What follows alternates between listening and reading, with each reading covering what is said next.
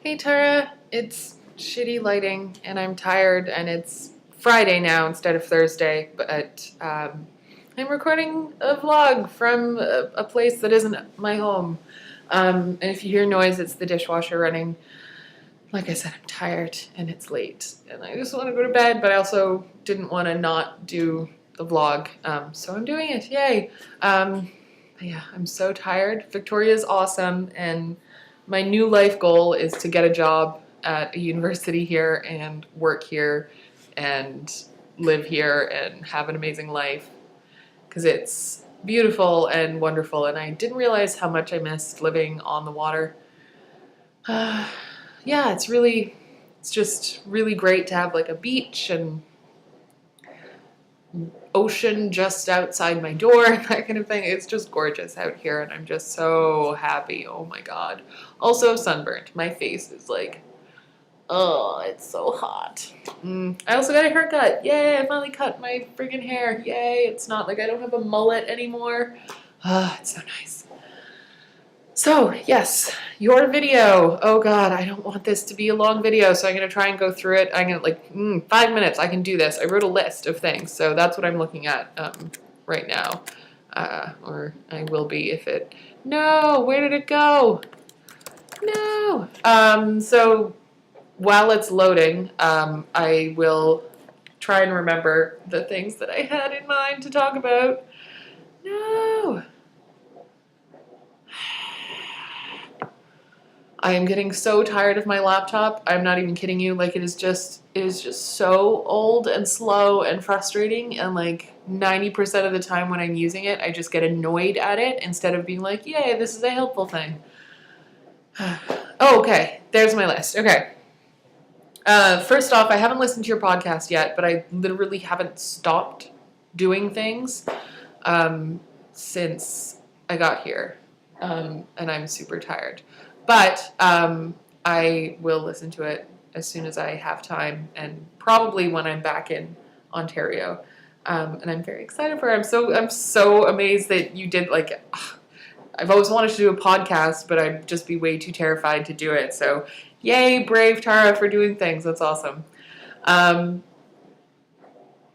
You were talking about sort of regression and this trend in culture to like push back against what we sort of see as not just like progression that we should be striving towards, but like just sort of obvious moves forward. Like, to me, feminism and anti-racism and all of the sort of activist stuff that we strive for, that's just obvious. Like, I can't actually conceive of what it is like to have thoughts and feelings about that are not the same, right? Like, I just can't understand people who are like, no, we don't need equality. It just makes no sense to me.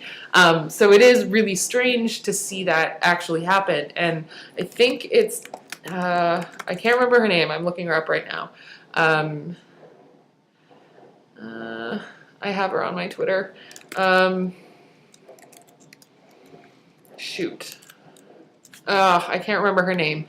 But someone at FIG talked about eSports and masculinities. So if I figure it out, I'll put it in the link. And she talks about the different types of masculinities that arise in sort of eSports gaming culture, and how a lot of them are like sort of oppositional against traditional masculinity. So here we have like a group of people coming up with new ways to conceive of what it means to be a good man, right? Like new ways to conceive of their own self-identity and that kind of thing that doesn't rely on the sort of jockish, brutish, big, tough man guy, and relies more on like skill and intelligence, and you don't have to be fit in order to be a good man and that kind of thing, which is awesome and really cool. But what she also finds is that a lot of these cultures are still pretty anti-woman, and they're sort of predicated on demonstrating your masculinity by exclusion. So it's still about not being feminine. It's still about not being, weak and ladylike, which is, not great. It could be better. But I thought that was really interesting because she sort of pointed out really neatly that sort of trend, which is that we see a kind of progression, because it's certainly good that men have more options in terms of what it means to be masculine and what it means to demonstrate that masculinity. But if that masculinity is still dependent on showing that you are not a woman, because being a woman is bad, it's not really a step forward, as much as it is a step sideways. And while that sideways is perhaps a better place for many people, it's not a better place for everyone. And I thought that was really cool. And then before I wrap up, because so much time, I do want to talk about your question about enjoying problematic things, which is such a difficult question. You know, I think the sort of rule that it's not really a rule, it's sort of like, here's how you feel better about it. It's like, I do enjoy a lot of things that are problematic, because honestly, most things are problematic, right? If I stopped enjoying all of the things that I thought, contributed to, a sexist culture, or a racist culture, or a bigoted culture, or anything, I would not watch TV or play games or listen to many musicians or read many authors. Like, there are so many things that are problematic because our culture is problematic. So unless the author or designer or writers are specifically working to combat those things, like unless that's a sort of explicit tenet of their goals for that piece of art, chances are that it's going to be problematic. And even if it's like really great in one direction, like, hey, yay, that's written in a way that women are fantastic and real characters, but it's probably racist. It's just the way it is, right? People who focus on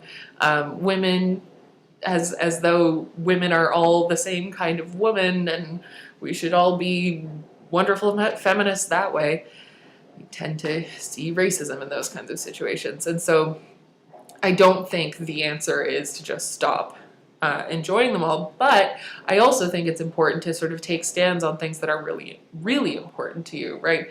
And so saying that you won't support Kinder Egg anymore is totally legitimate, because that's something you've decided really, really matters to you. And so my sort of understanding of it is that, like, I'm not going to sit here and be like, oh, well, why are you doing this? It's just, like, that's your decision to do. Oh my God, this vlog makes no sense. I'm so sorry. I'm so tired. Oh my God.